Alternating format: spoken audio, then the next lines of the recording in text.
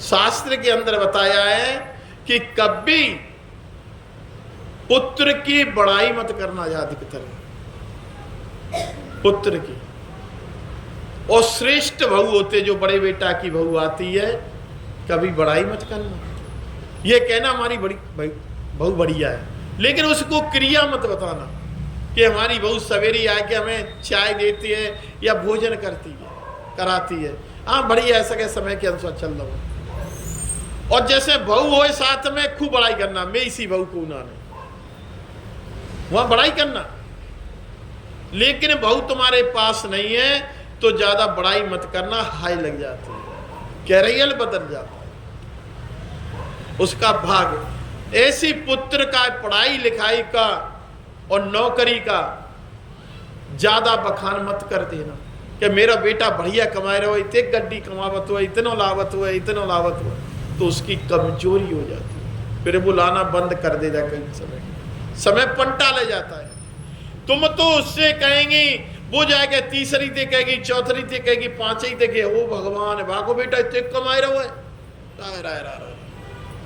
तो कुछ दिनों के बाद उस बेटा पे परेशानी आना शुरू हो जाए। कभी पति की बुराई मत कर देना, पति की बुराई मत करना और ज्यादातर बढ़ाई मत करना। प्रेम मत मेरा पति ऐसा है कि सोई पति अपनी पत्नी की बड़ाई मत करना। और ज्यादा बड़ाई हो गई, ज्यादा सीमा से बाहर रह गई तो एक दूसरे को छोड़कर चले जाओ। प्रेम होता है तो वो भगवान से होता है, और मंदिर पे तो किसी की बड़ाई करनी नहीं चाहिए। मंदिर पे बैठे हो, सत्संग में बैठे हो, ऐसी बात नहीं लानी चाहिए। वहां क्यों परमात्मा का पास है। कंस राजा में देवकी में कितना प्रेम था। हाँ नीम द्रवजी में पुनः धर्मो न गति न प्रताय तम देवस्वयं प्रभु न यतयसा। जो पत्नी का दर्शन होता है भगवान, वो तो बड़ा आनंद आता है। पति पत्नी एक दूसरे को महसूस किया करो, एक दूसरे को प्रेम किया करो, अच्छी बात है। लेकिन उसकी बड़ाई मत करो, नहीं झगड़ा होना शुरू हो जाता है कि हमारे पति इतने बढ़िया हैं, हमें इतना प्रेम करें, फिर तो लड़ाई है वो शुरू हो जाएगा। बोलो राधे राधे। हाँ, अपने घर के सुखों को बांटने पर दुख उत्पन्न हो जाता है। घर के सुख कभी नहीं बांटने चाहिए, और जिसने घर के सुख बांट दे भैया, वो तो घर में कलेश हो जाए। आज भगवान कहने लगे प्रभु गोविंद मामा राम राम, मामा राम राम। आज मामा ने कही कौन हो भैया, कि मैं कन्हैया हूं, कन्हैया कन्हैया है भैया। कौन सो कन्हैया है, कि मैं वृंदावन को हूं, वृंदावन को कन्हैया हूं, वृंदावन के कन्हैया हूं। हाँ मामा हमें माला दे दो। आज सभी ब्रजवासियों ने माला धारण कर ली है, और ब्रजवासी माला धारण करते हुए परमात्मा का दर्शन कर रहे हैं। और परमात्मा का दर्शन करते हुए मामा जी सतयुगी है, और फिर जनक राजा के दरबार का है। मैं इनको दूंगा तो कुछ लेंगे नहीं। अब तो ब्रजवासी बड़े पक्के हो गए, बड़े आनंदी हो गए ब्रजवासी। और ब्रजवासी ध्यान करते हुए परमात्मा का माली को जाकर उनका जो फूल माली रखी उसे उछा दिया। मामा मन में विचार कर रहे हुए कि मामा मन में विचार करते हुए कहने लगे, हे गोविंद, हे परमात्मा, दर्शन करते हुए, प्रभु का दर्शन करते हुए कहने लगे, अब माई नहीं छोड़ेगी। क्यों, ये तो फूल बगिया वैसे ही चली गई। अब जैसी जाकर माई सामने दरवाजे पे ही मिल गई, लाओ क्या हो गयो, कितने की फूल बगिया बिक गई, पैसे दे दो। मामा बड़े दुखी होने लगा। बड़ा दुखी होने लगा। जैसे ही एक पल में और उसमें जाकर बोझ हो गया, माई से कहने लगे मामा जी लो पकड़ो पकड़ो पकड़ो, छोड़ दई तो मई जाकर सोनो चांदी हीरा पन्ना जवाहरात। माई समेटने लगी और मामा रोने लगे, हे गोविंद हे प्रभु हम तो देंगे, आप तो हमारे नगर के दामाद हो।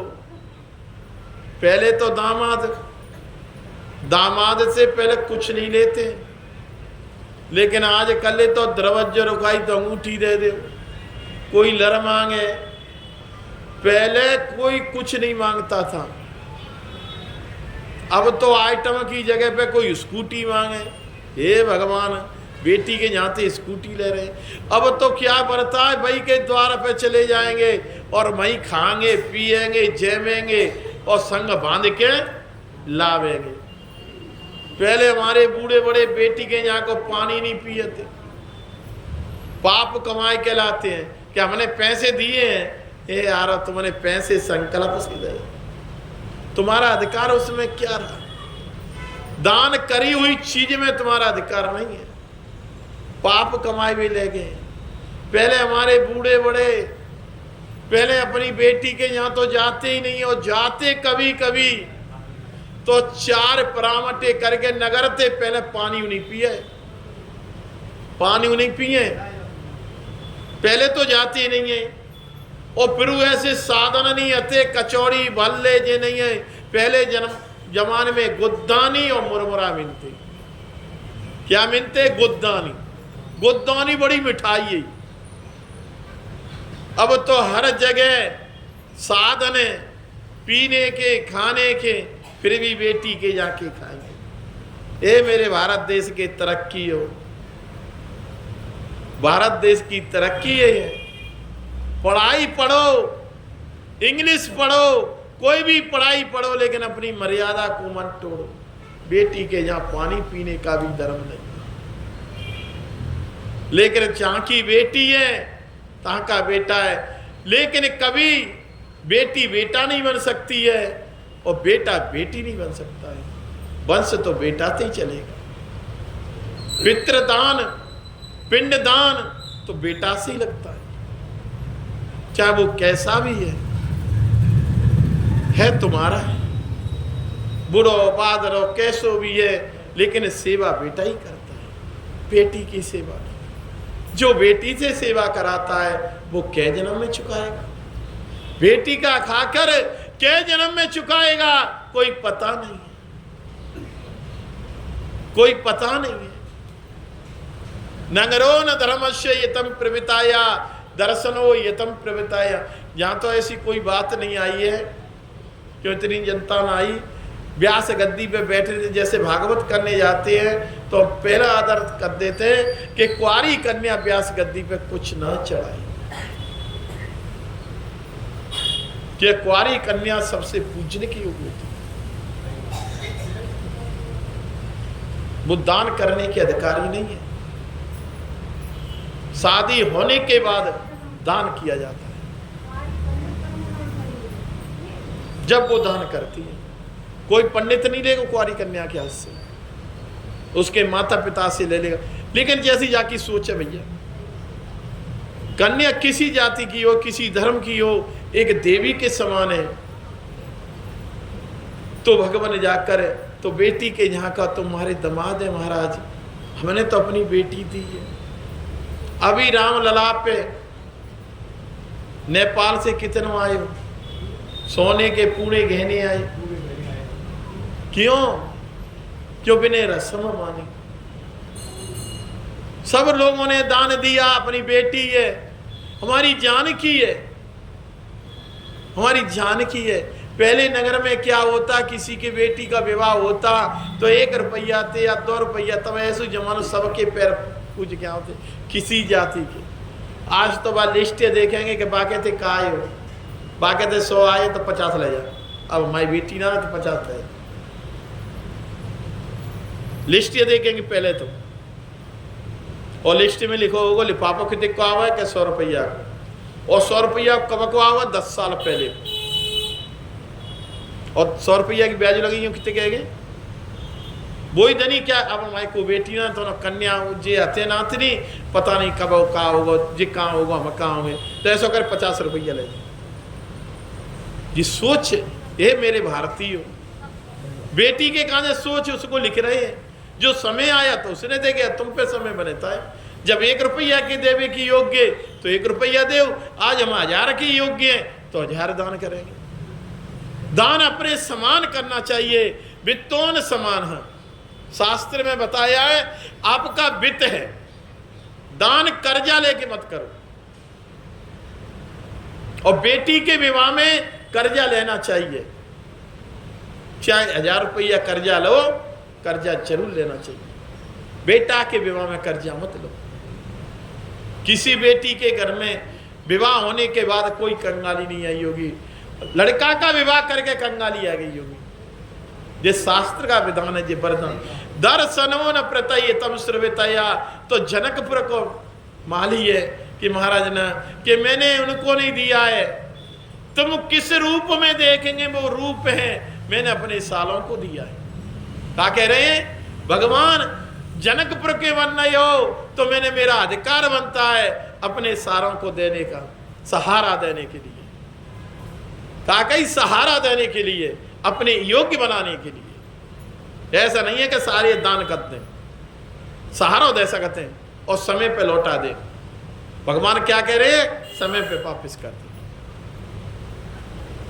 ये नाने कि माता बहने सुन रही हो माइक की आवाज जा रही हो कि भैया दे हमें फिर वापिस नहीं आए माता बहनों को प्रेम ज्यादा भैया तो तुम्हें कैसी लड़ाई है रही हो और कैसी लड़ा में नहीं जाऊंगी मैं भी तक मुझे देखेंगे नहीं और भैया आएगो फिर देखो भैया से तो है ना बुढ़ा इतना प्रेम होता है और वैसे भैया नहीं आवेगा 2 साल है जाए बहु पूछे कि मामा जी ना आए कि भाई काय को आएंगे मैं कहती हूँ और भैया आएगा तो फिर देखो पुरानी है ओ लाला बाको का है रहो वो भाभी बढ़िया ही फिर ऐसे गुट गुट के बताएंगे कि पतो ही ना बहन भैया में लड़ाई कबू ना होए भैया बहन को प्रेम निस्वार्थ है लेकिन कच्छू भैया समझ ना पावत कच्छू तो भाभी नहीं के बा में आ जाता है आज भगवान को जाकर प्रभु का माला पहनाई है और माला पहना कर प्रभु का दर्शन किया है आज